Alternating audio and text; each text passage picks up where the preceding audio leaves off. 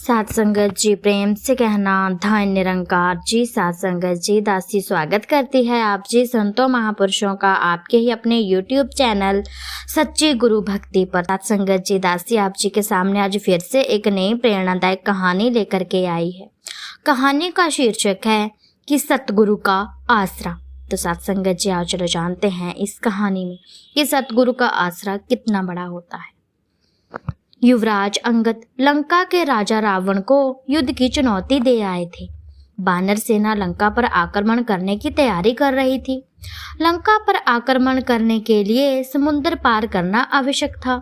इसके लिए समुद्र पर पुल बनाया जा रहा था। साथ संगत जी पुल बनाने का काम नल और नील नामक वानरों की देखरेख में हो रहा था। उन्हें यह सिद्धि प्राप्त थी कि वे जिस वस्तु को भी समुद्र में डालते वह तैरने लगती थी।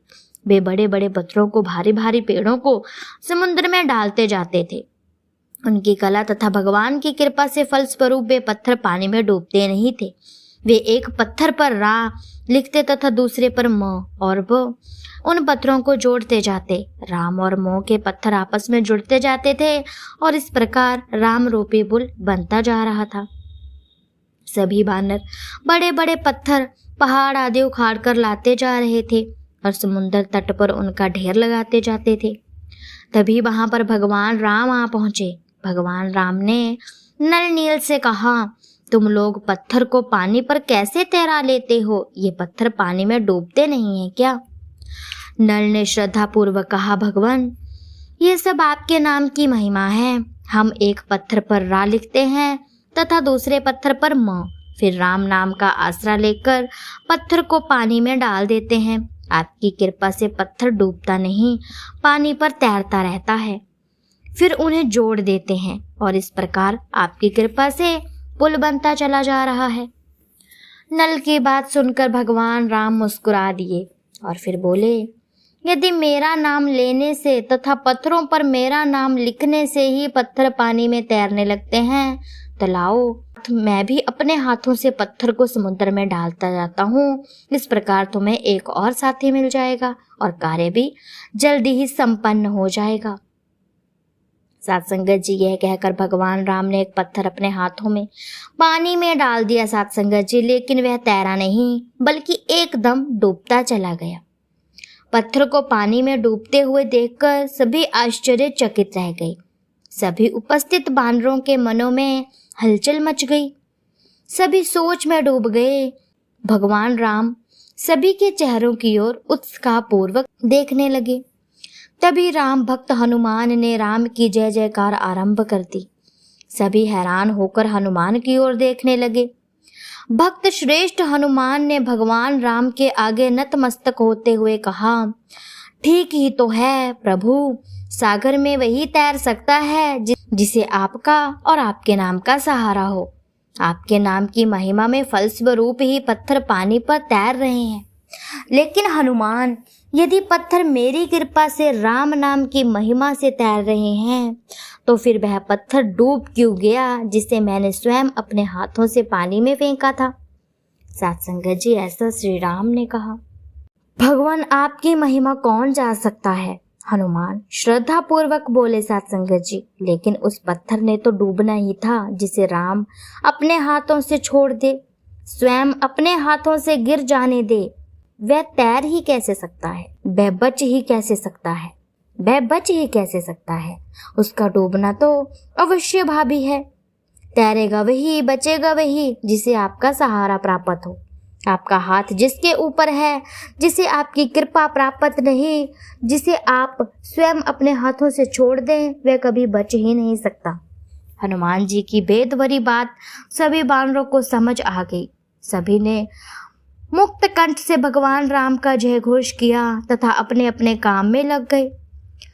साथ संगत जी हम साकार सतगुरु के कृपा पात्र बने रहें। सदा इसका सहारा हमें प्राप्त रहे। इसका आशीर्वाद भरा हाथ हमारे सिर पर सदा ही बना रहे। साथ संगत जी तभी हम भव सागर पार कर पाएंगे। यदि हमें सतगुरु का आसरा प्राप्त ही नहीं रहा तो हमें डूबने से कोई नहीं बचा सकता। साथ संगत जी इस कहानी से हमें यही सीख मिली। कहने का भाव इस कहानी का साथ संगत जी यही है कि सतगुरु का आसरा बहुत बड़ा आसरा होता है साथ संगत जी। यदि सतगुरु ही हमारा हाथ छोड़ देंगे तो साथ संगत जी हम कभी भी नहीं बच सकते। हम किसी भी रूप में कभी भी अपना बचाव नहीं कर सकते। साथ संगत जी ये बहुत बड़ी बात है कि सतगुरु कभी भी अपने भक्तों का हाथ नहीं छोड़ते।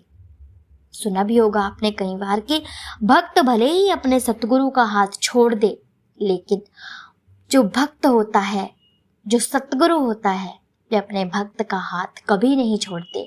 और यदि सत्संगत जी छोड़ दिया तो वे दुनिया भर में बर्बाद हो गया, उसका पार होना निश्चित नहीं है, उसका तो फिर विनाश होना निश्चित है। सत्संगत जी इस कहानी में यही स्पष्ट तरीके से बताया जा रहा है कि हम इस निरंकार प्रभु परमात्मा को रिझाएं, इसको मनाएं, इसकी भक्ति करें, ये हमारी भक्ति से खुश हो और सत्संग जी हमें अपनी शरण में ले ले।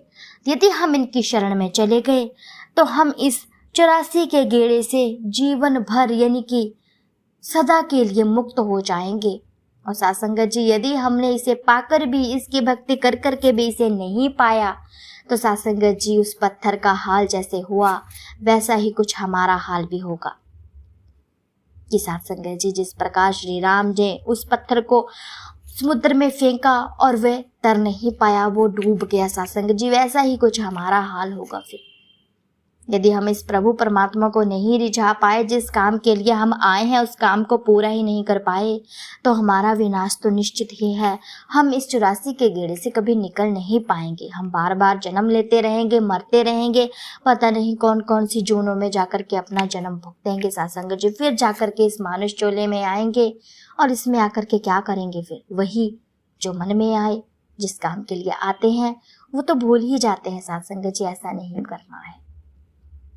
दासी बार बार हर एक कहानी में यही बताती है कि इस प्रभु परमात्मा को पाइए, इसको जानिए, इसकी भक्ति कीजिए, इसको देख करके इसकी भक्ति कीजिए, जिसमें कि हमारा फायदा ही फायदा है, नुकसान नहीं है। तो सत्संगत जी दासी की कहानी आप जी संतों महापुरुषों को अच्छी लगी हो तो वीडियो को लाइक कीजिएगा, कमेंट में धन निरंकार जी जरूर लिखिएगा। चैनल पर नए हैं तो चैनल को सब्सक्राइब जरूर कर लीजिएगा और सत्संगत जी बेल आइकन का बटन दबाना नहीं भूलिएगा। ऐसी ही प्रेरणादायक कहानियाँ मैं आप जी संतों महापुरुषों के सामने हर रोज लेकर के आती रहती हूँ। अब मैं मिलती हूँ आपसे नेक्स्ट वीडियो में, तब तक के लिए धन निरंकार।